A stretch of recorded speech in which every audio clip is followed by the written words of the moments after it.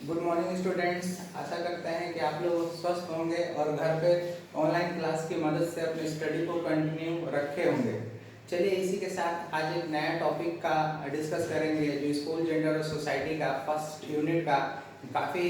Important topic है, जो है लैंगिक भेदभाव की समाप्ति के उपाय। लैंगिक भेदभाव के समाप्ति के उपाय करने से जो तात्पर्य है, उससे पहले हम लोगों ने जो प्रीवियस क्लास में स्टडी किया, जो मूल सुधारवादी नारीवाद जो टॉपिक था, जिसमें हम लोग जिसको इंग्लिश में रेडिकल फेमिनिज्म भी कहते हैं, जिसमें हम लोगों ने ये अध्ययन किया कि मूल सुधारवादी नारीवाद मुख्य रूप से नारियों से संबंधित उन मूल करने का मतलब कि वास्तविक या जड़ समस्याओं का अध्ययन कर उसे समाधान करने पर बल दिया जाता है, चिंतन किया जाता है और उसे सुधार के उपाय खोजे जाते हैं। क्योंकि हम लोगों का जो समाज है, अगर हम लोग मानते हैं कि अगर ये एक हमारा एक समाज है जिसमें हम लोग एक बात करते हैं कि व्यक्ति जन्म से ही किसी न किसी एक समाज का अंग होता है और एक समाज में बहुत जेंडर होते हैं। जो जेंडर हम लोगों के पास male female male female male female male female male female male female, इस तरह से अगर हम लोग काउंट करते हैं तो एक समाज, एक सोसाइटी जो होती है, एक समाज में बहुत सारे जेंडर एक साथ मिलजुल कर रहते हैं, जिसमें हम लोगों ने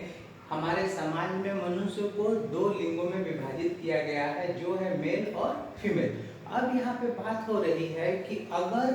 मेल और फीमेल दोनों ही अगर बेहतर वर्क करेंगे, अगर दोनों को एक सामान्य नज़रिए से देखा जाए, एक सामान्य वैल्यू से देखा जाए, तो इसमें हम लोग समाज का आसानी से वृद्धि कर सकते हैं और समाज को उन्नत बना सकते हैं और समाज के साथ साथ राज्य और देश को भी बेहतर डेवलपमेंट हम लोग दे सकते हैं। क्योंकि यहाँ पे मेल और फीमेल, और आज हमारे पास समाज में जो हमारे पास फर्स्ट जेंडर है, फर्स्ट जेंडर हमारा मेल है और सेकेंड जेंडर हमारा फीमेल है। मेल जेंडर क्योंकि आदि कालों से समाज की संरचना और व्यवस्थाओं में पुरुषों का महत्वपूर्ण योगदान रहा है और स्त्रियों का योगदान पुरुषों की तुलना में कम स्थान दिया गया है, क्योंकि समाज की संपूर्ण रीति रिवाज, रचनाएं और प्रक्रियाएं और व्यवस्थाओं में मेल जो है पुरुष जेंडर जो है ये मुख्य भूमिका में रहा है, जिसके कारण स्त्रियों को केवल घर तक ही सीमित रहने में बल दिया गया और उन्हें घर से बाहर की गतिविधियों में भाग लेने से वंचित रखा गया, जिसका प्रभाव आज हमारे समाज पे पड़ रहा है। क्योंकि अगर हमारा दोनों यूनिट, अगर हम लोग अपने समाज के फर्स्ट यूनिट और सेकेंड यूनिट दोनों यूनिट को अगर हम लोग मजबूत कर देंगे, दोनों यूनिट अगर विकसित होंगे तो हम व्यक्तिगत रूप से भी विकसित हो सकते हैं और व्यक्तिगत के साथ साथ इनडायरेक्टली हम अपने देश का भी भला कर सकते हैं। इन कारणों की वजह से आज हम लोगों को देखना है कि इनके बीच में जो कमियां हैं, उन कमियों को हम लोग कैसे दूर कर पाएंगे, जिससे हम लोग मेल और फीमेल दोनों को बेहतर विकास की तरफ हम लोग अग्रसर कर सके। जिसमें हम लोग इसी का उपाय खोजना है कि जो आज हमारे पास फीमेल की जो अनेक समस्याएं हैं, जो हमारे पास सेकेंड जेंडर जो है फीमेल्स है, जो जिनके पास अनेक समस्याएं हैं, जिसमें सामाजिक समस्याएं हैं, आर्थिक समस्याएं हैं, सांस्कृतिक समस्याएं हैं, बहुत सारी कुरीतियां हैं, बहुत सारी प्रथाएं भी हैं, सांस्कृतिक प्रथाएं भी हैं, जिसे हम लोग ज्ञान के माध्यम से, शिक्षा के माध्यम से, जागरूकता के माध्यम से उसे दूर करके सेकेंड जेंडर को हम लोग विकास की दिशा में अग्रसर करने का प्रयास करते हैं, जिसको हम लोग कुछ बिंदुओं द्वारा हम लोग उसे डिस्कस करने का प्रयास करेंगे। जिसमें हम लोग लेंगे क्या है, भेदभाव के समाप्ति के उपाय। जो हम लोग भेदभाव है, जो फीमेल के प्रति जो भेदभाव रखे हैं, उसे हमें समाप्ति करने के कुछ उपाय है जिस पे हम लोगों को काम करना हो। सबसे पहला जो है जन शिक्षा का प्रचार, क्योंकि शिक्षा ही एक ऐसा साधन है जिसके जरिए हम लोग प्रत्येक जेंडर समाज के प्रत्येक व्यक्ति को हम लोग ज्ञानात्मक वृद्धि कर सकते हैं। और जब व्यक्ति के पास ज्ञानात्मक वृद्धि होगी तो स्वाभाविक रूप से उसमें चिंतन करने की, सोचने की प्रवृत्ति भी बदल सकती है और प्रत्येक जेंडर जो प्रकृति में ईश्वरीय रूप से उसे कुछ योग्यता प्रदान है, कुछ जेनेटिक या फिर मूल प्रवृत्तियां प्रदान है जो उसकी खुद की विशेषता होती है, उसे हम लोग जागरूकता के आधार पे या शिक्षा के माध्यम से, ज्ञान के माध्यम से हम उसे विकसित कर सकते हैं और उसका सर्वांगीण विकास कर सकते हैं। इस कारण से पहले तो हमें समाज में जन शिक्षा का प्रचार करना, शिक्षा सबके लिए अनिवार्य करनी होगी और सबको शिक्षा से संबंधित जागरूकता के बारे में बताना होगा। दूसरा पॉइंट जो हम लोगों के पास है, जागरूकता लाना। अब यहाँ पे हम लोगों को देखना है कि समाज में जो बहुत सारे जेंडर एक साथ रहते हैं उनमें जागरूकता लाना अति आवश्यक है, क्योंकि अगर जब तक दोनों मेल और फीमेल दोनों अपने आप को इक्वल नहीं समझेंगे, एक दूसरे को मान्यता नहीं देंगे, एक दूसरे को सम्मान नहीं देंगे और एक दूसरे को आगे बढ़ने का अवसर नहीं देंगे, तो हम लोग जागरूकता के आधार पे इन मेल और फीमेल में जागरूकता का अभाव जब तक रहेगा तब तक एक जेंडर दूसरे जेंडर का शोषण करता रहेगा। इस कारण से हमें देखना है कि जागरूकता लानी होगी समाज में। बेहतर जागरूकता के ही आधार पे हम लोग मेल और फीमेल दोनों यूनिट्स को उसके गुणों के आधार पे हम लोग उसे अवसर दे पाएंगे, उसके लिए कार्य का विभाजन कर पाएंगे और बेहतर से बेहतर उन्नति में सहयोग कर पाएंगे। क्योंकि किसी भी देश का 50% मेल है तो 50% फीमेल भी है। अगर मेल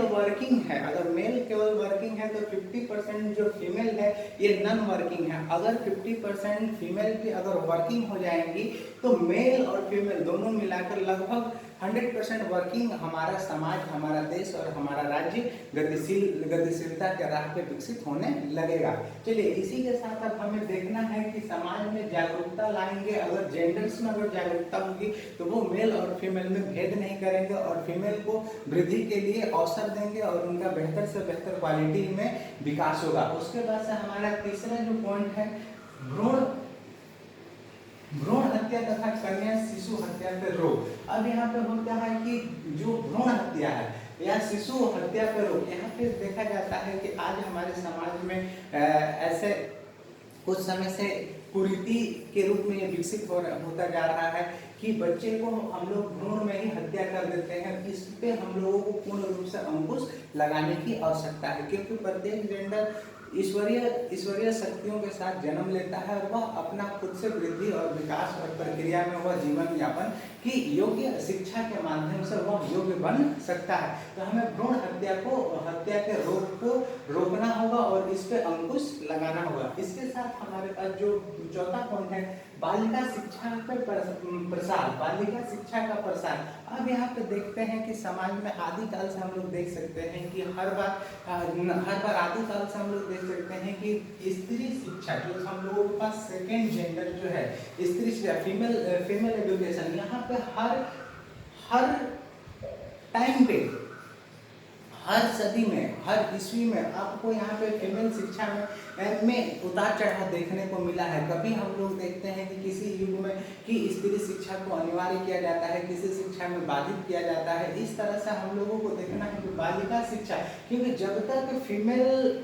एडुकेटेड नहीं होगी तब तक उसके अंदर शिक्षा का विकास नहीं होगा, तब तक उसके अंदर क्वालिटी का और जागरूकता का विकास नहीं होगा, अपने अधिकारों के बारे में पता नहीं चल पाएगा और कानून की जो सामान्य नियम है, जिसे हम सामान्य नियम जो है उसके बारे में वो जान नहीं पाएंगे, जिससे उनका शोषण हमेशा चलता रहेगा। और हम लोग अगर बालिका शिक्षा का प्रसार करते हैं, बालिका शिक्षा को अगर हम लोग प्रसार करते हैं तो बालिका शिक्षा के माध्यम से जो हमारे पास फीमेल यूनिट है, फीमेल जेंडर है, उनका बेहतर विकास होगा। वह अपने अधिकारों के बारे में जान पाएंगी और वह अपना स्वतंत्र रूप से जीवन व्यतीत करने में सफल हो पाएंगी। उसके बाद से जो हमारा नेक्स्ट पॉइंट है, शिक्षा प्रणाली में सुधार। यहाँ पे हम लोगों को देखना है कि थोड़ा सा शिक्षा प्रणाली जो आज जो शिक्षा प्रणाली चल रही है, उन शिक्षा प्रणालियों में बालिका शिक्षा को महत्वपूर्ण स्थान देना चाहिए और उनके लिए बेहतर करिकुलम और बेहतर शिक्षण विधि, बेहतर विद्यालय की व्यवस्था करनी चाहिए, जिसके माध्यम से हम लोग बालिका शिक्षा के लिए बेहतर शिक्षण प्रणाली विकसित कर रहे हैं और जो विकसित प्रणाली है उसमें सुधार करें, हम लोग बालिका शिक्षा का महत्वपूर्ण स्थान उसमें रख पाए। उसके बाद से हम लोगों को आता है पृथक बालिका विद्यालय। यहाँ हम लोगों को देखना है पृथक बालिका विद्यालय कहने का मतलब है कि बालिकाओं के लिए एक अलग से स्कूल की संरचना की जाए, जिसमें केवल बालिकाओं का अध्ययन हो रहा हो, जिसमें केवल हम लोग बालिकाओं को शिक्षा प्रदान कर रहे हैं। कि कभी कभी होता है कि समाज में एक साथ मेल और फीमेल दोनों जेंडर एक साथ शिक्षा को ग्रहण करने में उन्हें काफ़ी कठिनाइयाँ होती हैं या फिर किसी तरह का संकोच भी उत्पन्न होता है। इसलिए हम लोगों को चाहिए कि समाज में पृथक बालिका विद्यालय की स्थापना करें, जिसमें केवल बालिकाएं ही शिक्षा ग्रहण करेंगी और वह अपना सर्वांगीण विकास कर पाने में उन्हें काफ़ी अधिक मदद मिलेगा। उसके बाद से हम लोगों का जो नेक्स्ट पॉइंट है बालिकाओं हेतु व्यावसायिक शिक्षा। अब यहाँ पे बात हो रही है कि व्यावसायिक शिक्षा, क्योंकि व्यवसाय के माध्यम से ही व्यक्ति आर्थिक रूप से मजबूती को प्राप्त करता है। तो यहाँ पे हम लोगों को देखना है कि बालिकाओं हेतु व्यावसायिक शिक्षा। अब यहाँ देखना है कि बालिका किस क्षेत्र में अपना शिक्षा के माध्यम से किन किन व्यवसाय को वो चुन सकती हैं, व्यवसाय को कर सकती हैं और उसमें अपना उन्नति कर पाएंगी। तो यहाँ पे हम लोगों को देखना है कि बालिकाओं के लिए व्यावसायिक शिक्षा की व्यवस्था की जाए और उनके बारे में उन्हें जानकारी प्रदान कराई जाए। उसके बाद से नेक्स्ट पॉइंट जो है वो है हमारा सामाजिक कुप्रथाओं पर रोक। यहाँ हम लोगों को देखना है कि सामाजिक कुप्रथाएं जो आज हमारे समाज में बहुत सारी जो कुप्रथाएं हैं, जैसे मान लीजिए कि दहेज प्रथा है, ये भ्रूण हत्या है, इस तरह की अनेकों कुप्रथाएं जो आज विकसित हो गई हैं, सुरक्षा से संबंधित व्यवस्थाएं हैं, उन कुप्रथाओं को हम लोगों को समाज से दूर करना होगा, तब जाकर हम लोग फीमेल जेंडर को विकास में मदद मिल सकती है। उसके बाद से नंबर 9 है सुरक्षात्मक सामाजिक वातावरण। अब यहाँ पे हम लोग देखना है कि सबसे महत्वपूर्ण बात आती है सुरक्षा, क्योंकि ये किसी भी जेंडर के लिए विकास के लिए या किसी भी व्यक्ति के विकास के लिए सबसे प्रथम कॉन्सेप्ट आता है वो उसका सुरक्षा होता है। क्योंकि जब तक व्यक्ति सुरक्षित नहीं होगा वो अपना वृद्धि और विकास या चिंतन किसी भी रूप से वह कर नहीं सकता। इसलिए उसे सामाजिक वातावरण इस प्रकार का होना चाहिए, किसी भी समाज का जो वातावरण है, जो एटमॉस्फेयर है, ये एटमॉस्फेयर इतना सुरक्षित होना चाहिए कि जिसमें प्रत्येक जेंडर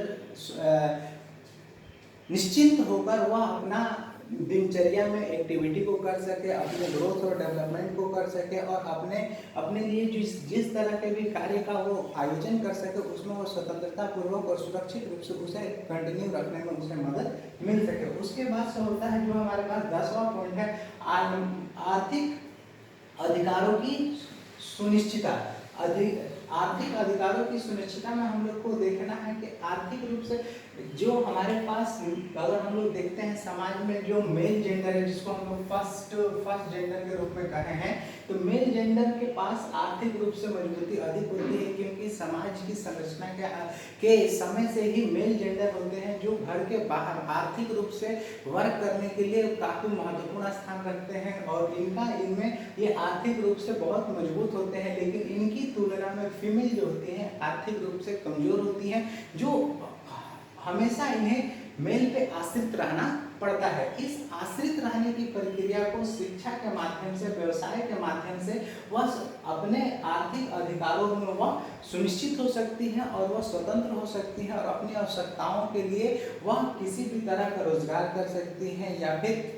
व्यवसाय कर सकती हैं और आर्थिक रूप से स्वतंत्र रहकर आत्मनिर्भर होकर अपना विकास कर सकती हैं, अपना परिवार का विकास कर सकती हैं और अपने राज्य का विकास कर सकती हैं और उसके साथ साथ अपने देश का भी विकास कर सकती हैं। ये हमारे पास हुआ 10 पॉइंट, जिसके आधार पर हम लोग मेल और फीमेल में जो खास करके जो फीमेल यूनिट है, जिसमें हमको सुधार की अति आवश्यक है, जो मूल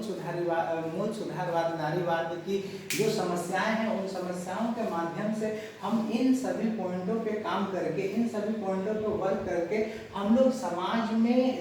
में फैली हुई जो मेल और फीमेल की भ्रांति है उसे हम लोग समाप्त करके इक्वली बराबर रूप से मेल और फीमेल को एक समान ओहदा देंगे, सामान्य गतिविधि करने का अवसर देंगे, जिससे हम समाज का बेहतर डेवलपमेंट कर सके, बेहतर विकास कर सके। क्योंकि जब तक दोनों यूनिट वर्किंग नहीं होंगे, जब तक दोनों यूनिट का अगर बेहतर विकास नहीं होगा तब तक किसी समाज का बेहतर विकास नहीं होगा, और समाज बेहतर विकसित नहीं होगा तो राज्य भी विकसित नहीं होगा, और राज्य विकसित नहीं होगा तो देश भी बेहतर विकास पे नहीं जाएगा। इस कारण से लैंगिक भेदभाव को समाप्त करने के लिए ये कुछ पॉइंट्स हैं जिसपे हम लोगों को अध्ययन करना है और इसमें सुधार करने की व्यवस्था है। चलिए आज के लिए इतना ही, फिर नेक्स्ट क्लास में करेंगे।